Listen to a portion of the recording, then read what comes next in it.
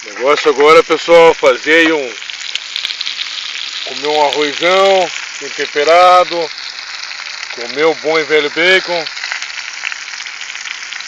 escutar aí a fogueira chorar.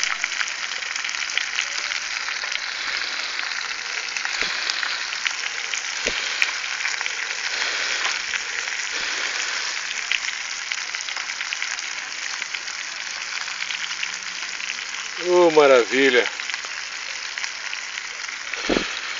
Só que eu tô com bem pouco querosene. Ah, mas já ajuda. Dura bastante, né? É? Dura bastante, né? Ah, mas não vai durar não. Tá com bem pouco mesmo.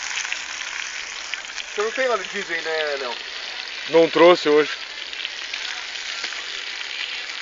Enfim.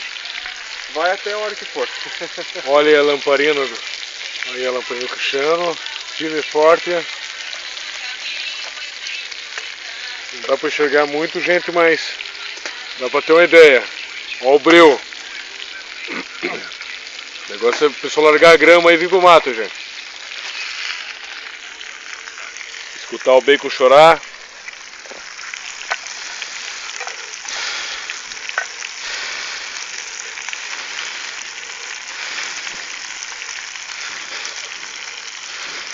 E ele fica rastreando a frequência?